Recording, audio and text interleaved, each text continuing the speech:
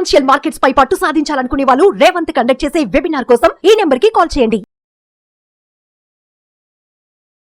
నమస్తే, నా పేరు Giribabu, senior financial professional.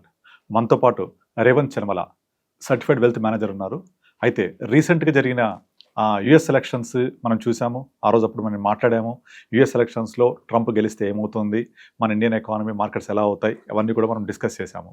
So ఇప్పుడు మళ్ళీ ఈరోజు జరుగుతున్న మహారాష్ట్ర ఎలక్షన్స్, దాని అవుట్కమ్, ఆ అవుట్కమ్ యొక్క ఇంపాక్ట్ ఆన్ స్టాక్ మార్కెట్స్ ఎలా ఉంటుంది, ఎలా ఉండబోతోంది, ఒకసారి డిస్కస్ చేద్దాం. నమస్తే రేవంత్. నమస్తే అండి. సో ఇప్పుడు మనము రీసెంట్గా ట్రంప్ గెలిచాడు యుఎస్ ఎలక్షన్స్లో. ఆ యుఎస్ ఎలక్షన్స్ అంతా కూడా జరిగిన విధానం అంతా కూడా నేను విశ్లేషణ చేశాను. It went very well. And as per our analysis, Trump గెలిచిన తర్వాత ఎకానమీ ఏమవుతుంది, నెక్స్ట్ 4 years ఎలా ఉండబోతుంది, అవన్నీ మనం అనలైజ్ చేశాము. అదేవిధంగా ఇప్పుడు ఈరోజు జరుగుతున్న మహారాష్ట్ర ఎలక్షన్స్లో ఒకవేళ బీజేపీ గెలిస్తే ఏమవుతుంది, ఒకవేళ కోalition గవర్నమెంట్ వస్తే ఏమవుతుంది, దాని ఇంపాక్ట్ మార్కెట్ మీద ఎలా ఉండబోతోంది. ఇక్కడ నుంచి ఎందుకు మనం మహారాష్ట్ర ఎలక్షన్స్కి ఇంపార్టెన్స్ ఇవ్వడం అంటే, ఇండియాలో one of the major state, at the same time financial capital of India. So Maharashtra యొక్క అవుట్కమ్, అక్కడ రూలింగ్ పార్టీ, అది బీజేపీకి ఉండే సపోర్ట్, ఇవన్నీ కూడా మార్కెట్ మీద ఎంత లేదన్నా దాదాపుగా చాలా వరకు ఇంపాక్ట్ చేస్తాయి, ఇన్ఫ్లుయెన్స్ చేస్తాయి కూడా. ఈ ఇన్ఫ్లుయెన్స్ మార్కెట్ మీద ఎలా ఉండబోతోంది ఏంటి, ఒకసారి మనం విశ్లేషించేద్దాం. జనరల్ ఎలక్షన్స్ అప్పుడు కూడా కొన్ని వీడియోస్ రకరకాలుగా చేసాం. అవును. సో బేసిక్గా జనరల్ ఎలక్షన్స్లో ఏ పార్టీ గెలిచినప్పటికీ, ఒకవేళ పైకి వెళ్ళినప్పటికీ కొంతవరకు వాల్యుయేషన్ బేసిస్ మీద ట్రిగ్గర్ సెల్లింగ్ రావచ్చు అనుకున్నాము. యాజ్ ఎక్స్పెక్టెడ్, మేబీ కొంచెం లేట్గా ట్రిగ్గర్ అయిందేమో అంతే. But end of the day selling గా trigger. In the same way అంతే, ఎక్కువ సస్టైన్ కూడా కాలేదు. So basic in the same way మనకి ఇప్పుడు ఈ మహారాష్ట్ర ఎలక్షన్స్, సో ఫస్ట్ ఏమవుతుంది, మనకు అవుట్కమ్ వస్తుంది, సర్వే రిపోర్ట్స్ వస్తాయి, ఎగ్జిట్ పోల్స్ వస్తాయి. సో ఎగ్జిట్ పోల్స్ లో కనుక డెఫినెట్ గా బీజేపీకి ఫేవరబుల్ గా ఉంది అని అంటే కొంతవరకు పాజిటివ్ ట్రిగ్గర్ జరగడానికి అవకాశం ఉంది. That doesn't mean market will move up. So market already heavy selling లోకి వెళ్ళిపోయింది. టెక్నికల్స్ గా కూడా మనకి చాలా రకాలుగా మనకి అంతా కూడా లైక్ ఓవర్ బాట్ జోన్ లోకి, ఓవర్ సోల్డ్ జోన్ లోకి వెళ్ళిపోయింది.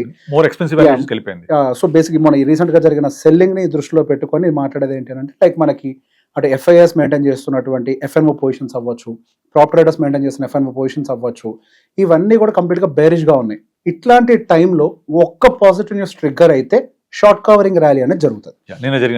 Short covering rally. సో నిన్న కూడా మనకి మంగళవారం నాడు జరిగిన షార్ట్ కవరింగ్ ర్యాలీలో కూడా తర్వాత ఈ రష్యా ఉక్రెయిన్ అగైన్ కొంచెం ట్రిగ్గర్ రావడం వల్ల సెల్ ఆఫ్ వచ్చేసింది. It's different part again. మళ్ళీ ఇప్పుడు కూడా మనకి ఏదైనా గుడ్ న్యూస్, కంప్లీట్ గా బ్యాడ్ గా మార్కెట్ రియాక్ట్ అవుతున్నప్పుడు ఒక చిన్న గుడ్ న్యూస్ వచ్చినా ట్రిగ్గర్ హయ్యర్ సైడ్ అవుతుంది. కానీ ఆ ట్రిగ్గర్ ఎంత వరకు హయ్యర్ సైడ్ వెళ్తుంది అనేది పెద్ద పాయింట్. అక్కడ నుంచి మార్కెట్స్ కొంచెం ఒక 2, 3, 4, 5% పైకి వెళ్ళినా ఇమీడియట్ గా మార్కెట్ రివర్స్ అయిపోయింది, బుల్లి సినారియో వచ్చింది, మార్కెట్ పైకి వెళ్ళిపోతుందా? ఎస్, డెఫినెట్ గా కండిషన్ అయితే ఉండదు. అగైన్ మనకి శనివారం రోజున రిజల్ట్స్ వస్తాయి, ఫైనల్ అవుట్కమ్ వస్తుంది. అక్కడ కూడా కనుక ఒకవేళ మనకి కేసు ఆ కేసు ఏంటి, రేపు ఇవాళ ఎగ్జిట్ పోల్స్ లో కనుక బీజేపీ గెలుస్తుందని మనకి ఎగ్జిట్ పోల్ రిజల్ట్ వచ్చి, అదే విధంగా మనకి శనివారం నాడు కూడా సేమ్ రిజల్ట్ వచ్చింది అని అంటే, రేపు రియాక్ట్ అయినంతగా మనకి సోమవారం మార్కెట్ రియాక్ట్ అయితే అవ్వదు. ఎందుకంటే డిస్కౌంట్ అయిపోతుంది, ఆల్రెడీ ఫ్యాక్టర్ అయిపోతుంది, ఆ సీన్ అంతా ఫ్యాక్టర్ అయిపోయి ఉంటుంది. అలా కాకుండా ఒకవేళ ఇవాళ వస్తున్నటువంటి ఎగ్జిట్ పోల్లో బీజేపీకి ఫేవరబుల్ గా లేకపోతే గనక మార్కెట్ ఎక్కువగా నెగిటివ్ సైడ్ కూడా రియాక్ట్ అవ్వదు, కొంతే రియాక్ట్ అవుతుంది, పెద్ద ఎత్తున నెగిటివ్ రియాక్షన్ ఉండదు. ఆ టైంలో కనుక బీజేపీ గవర్నమెంట్ ఫామ్ చేసింది అనుకోండి, అగైన్ అక్కడ మహారాష్ట్రలో అప్పుడు చాలా పెద్ద ఇంపాక్ట్ క్రియేట్ అవుతుంది. So in the same way reverse లో కూడా in the same way. So basic ఇక్కడ బీజేపీ గెలిచిందా గెలవలేదా ఇదంతా కూడా ఒక తాత్కాలికమైనటువంటి న్యూస్ బేస్డ్ రియాక్షన్ గా మాత్రమే చూడాలి. గుర్తుంటే మనము నేషనల్ ఎలక్షన్స్ లో కూడా ఎగ్జిట్ పోల్ లో అందరూ కూడా బీజేపీ 350+ అని చెప్పారు. ప్రతి ఒక్కరు కూడా, ఒక్కరు కూడా 300 చెప్పలేదు. నెక్స్ట్ డే మార్కెట్ మనం చూసాం, ఎంత ర్యాలీ అయింది, more than 2000 points Sensex rally అయింది. బట్ ఆ ఎగ్జిట్ పోల్ ఎగ్జాక్ట్ పోల్ కి భిన్నంగా వచ్చింది. ఎగ్జాక్ట్ పోల్ వచ్చేసి కంప్లీట్ గా మినిమం రిక్వైర్మెంట్ నెంబర్ కూడా లేదు. అవుట్ ఆఫ్ 272 కావాల్సిన 240 వచ్చాయి. దాంతో మార్కెట్ ఒక్కసారిగా ఓవర్ రియాక్ట్ అయిపోయి జరిగింది. కానీ అది ఒకే రోజు ఉంది. ఆ ఒక్క రోజులో కూడా దాదాపు 9.5% పడిపోయింది. రికవర్ అయింది. సో అక్కడ ఏంటంటే మార్కెట్ ని ఇలాంటి పొలిటికల్ న్యూస్లు ఇవన్నీ కూడా కేవలం ఆ రోజుకి, నెక్స్ట్ డేకి, 1 week కి ఇన్ఫ్లుయెన్స్ మాత్రమే ఇన్ఫ్లుయెన్స్. అల్టిమేట్లీ ఒక కంపెనీకి వచ్చే రిజల్ట్స్, దాని యొక్క ప్రాఫిట్స్ అవి మాత్రమే డిసైడ్ చేస్తాయి. లాంగ్ టర్మ్ లో always earnings will be the slaves for the price of the Yes, company exactly. చెప్తారు. Yes. అదే జరుగుతుంది. కానీ Yes. ఇవన్నీ ఏంటంటే ఇలాంటి short term triggers, down trend అవడం, అప్ ట్రెండ్ అవడము, మన పోర్ట్ఫోలియోని రీవ్యాంప్ చేసుకోవడానికి, ఎస్ మనము కొత్త ఫ్రెష్ ఎంట్రీస్ తీసుకోవడానికి, రీబ్యాలెన్సింగ్ రీబ్యాలెన్స్ చేసుకోవడానికి ఉపయోగపడాలి. ఎగ్జాక్ట్లీ అలాగే చూసుకోవాలి తప్ప మనం వీటి మీద బేస్ చేసుకొని మనం లాంగ్ టర్మ్ వెల్త్ క్రియేట్ చేయాలని వెళ్ళడం తప్పు. ఎగ్జాక్ట్లీ అలా ఎప్పుడు యాక్చువల్లీ ఇది చేయొద్దు. Trader point of view sir. ఎప్పుడైనా కానీ ఈ న్యూస్ బేస్డ్ అంతా కూడా ట్రేడర్ కు ఉపయోగపడతాయి. ఎగ్జాక్ట్లీ షార్ట్ టర్మ్ గెయిన్స్ ని క్యాప్చర్ చేయడానికి, మూమెంటమ్ ని క్యాప్చర్ చేయడానికి, సో ట్రేడర్ వరకు ఉపయోగపడతాయి.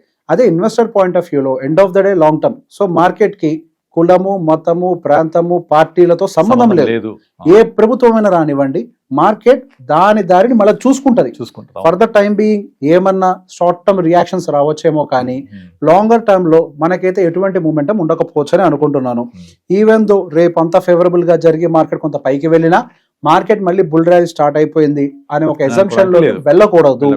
At any given point of time మళ్ళీ సెల్లింగ్ ట్రిగ్గర్ అవ్వచ్చు. సో ఇంతకు ముందు చాలా వీడియోస్ లో మనం మాట్లాడుకుంటున్నట్టుగా there is a high probability of time correction for next 1-2 years. And 2025 mid వరకు కూడా I don't think there will be any bigger moves. Volatility ఉంటది. ఎంతవరకు వాలటాలిటీ అని అంటే అక్కడ ఆ రేంజ్ లో వరకే, ఎంతవరకు ఆ రేంజెస్ లో మూవ్ అవటం తప్పించి ఇంకా ఏం లేదు. సో ఈ పడిందంతా రికవర్ అయిపోయి మళ్ళీ ఇదివరలాగా ఒక రోజు పడగానే నెక్స్ట్ 3 రోజులు పెరగడము అలాంటి సినారియో ఇక నుంచి జరగదు. సో బేసిక్ ఒక రోజు పడి 3 రోజుల నుంచి పైకి వెళ్ళిపోవడం ఇట్లాంటి సినారియోస్ ఉండవు. ఆఖరికి సైక్లిక్ ప్రాసెస్ మాత్రమే ఉంటుంది. లో కూడా అంత పడ్డా కూడా నెక్స్ట్ డే నుంచి మళ్ళీ 10% ర్యాలీ అయిపోయింది. గతంలో కూడా మనం చాలా సార్లు చూసాము, పడ్డ నెక్స్ట్ డే మార్కెట్ రికవర్ అయిపోయి అసలు జనాలకు ఒక పడగానే నెక్స్ట్ డే పెరిగిపోతుంది అని ఒక పిచ్చి హోప్ ఇచ్చేసింది. ఎగ్జాక్ట్లీ హోప్ ఇచ్చేసి పడిందా చలో ఇన్వెస్ట్ చేసుకో, నెక్స్ట్ డే నుంచి పెరిగిపోతుంది. ఎగ్జాక్ట్లీ. ఇప్పుడు మనకి ఒక కన్వెన్షన్ ఉంది సార్, ఒక కన్వెన్షన్ ఉంది, ఇంకొక 5% పట్టడానికి ఛాన్స్ ఉంది, 22,500 వరకు కూడా నిఫ్టీ రావడానికి స్కోప్ ఉంది అనేది టెక్నికల్ గా కనిపిస్తుంది. సో మనం ఎప్పుడైతే 22,500 కోసం వెయిట్ చేస్తున్నామో మిడిల్ లో వచ్చే షార్ట్ టర్మ్ బౌన్సెస్ మనం ఇగ్నోర్ చేయాలి. హవెవర్ ఇప్పుడు మార్కెట్ 10% పడింది కాబట్టి ఇది ఒక మంచి accumulation zone, there is no doubt. 10% fall అనేది రెగ్యులర్ గా జరిగేది ఏం కాదు. It's once in a while, 2 years ఒకసారి జరిగే ఒక ఈవెంట్. అది మంచి ఈవెంట్ దొరికింది. దాంతో పాటు ఇంకో 5% కి ట్రిగ్గర్ అవడానికి కూడా స్కోప్ ఉంది. కానీ అగైన్ ఇంత స్పీడ్ తో పడుతుంది అంటే ఐ డోంట్ థింక్ సో. ఇక్కడి నుంచి కొద్దిగా స్లో డౌన్ అవుతుంది మార్కెట్. ఈవెంట్ బేస్డ్ ఉంటుంది. ఈవెన్ మన ఎఫ్ఐఎస్ సెల్లింగ్ చూసినా కానీ when compare to the previous 30 days, so last 45 days నుంచి అమ్ముతున్నారు, లాస్ట్ 10-15 days నుంచి కొంత కూల్ డౌన్ అవుతుంది. అగ్రెసివ్ గా 5,000, 6,000, 7,000, 11,000, 12,000 crores ఆ రేంజ్ లో అమ్మిన వాళ్ళు ఇప్పుడు బిలో 4,000 crores లో ఉన్నారు. సరే నిన్న ఏదో కొద్దిగా మనకి మార్కెట్ లో వచ్చిన bad news, Russia related bad news వల్ల ఒక 3,500 కోట్ల వరకు కూడా సెల్లింగ్ కి వెళ్ళారేమో కానీ but slowly they will cool down. So ప్రతిదానికి ఒక లిమిట్ ఉంటుంది. ఆ limit I think it very near మన లిమిట్ ని చూడబోతున్నాం అని అనుకుంటున్నాను. అండ్ మనకి డిసెంబర్ లో కూడా శాంటా క్లాస్ ర్యాలీ అని ఒకటి రాబోతుంది. So there is a sentiment Santa Claus rally రావటం అని. ఈసారి కొంతవరకు శాంటా క్లాస్ ర్యాలీ రావచ్చేమో. So because like already oversold zones లోకి మార్కెట్ ఎంటర్ అవుతుంది కాబట్టి there will be some Santa Claus rally in the first maybe 1-2 weeks of December. And మళ్ళీ again December 25th ఆ టైంకి వచ్చేసరికి మార్కెట్ వీక్నెస్ వస్తుంది. Because the FIS will go for the long term holiday. Long term హాలిడేకి వెళ్తారు కాబట్టి again అక్కడ కొంత వీక్నెస్ ఉంటుందేమో. So end of the day ఇప్పుడు మనం మాట్లాడుకున్నట్టుగా there will be Santa Claus rally, again there will be sell off. So basic గా మార్కెట్ ఇక నుంచి ఈ బిట్వీన్ తిరుగుతూ ఉంటది. ట్రిగ్గర్ ఎప్పుడు అవ్వచ్చు అని అంటే మేబీ ఎలక్షన్స్ మన బడ్జెట్ సమావేశాలు ఉండబోతున్నాయి ఫిబ్రవరిలో.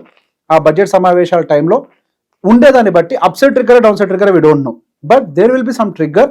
అప్పటి వరకు కూడా ఐ బిలీవ్ నెక్స్ట్ 2-3 months వరకు కూడా దేర్ కుడ్ బి కన్సాలిడేషన్. అంతే, కన్సాలిడేషన్ అయిపోయి మళ్ళీ budget can be the next trigger point, move of upside or downside depending on the situation. yes okay, thank you Revanth, thank you for good analysis. Thank you.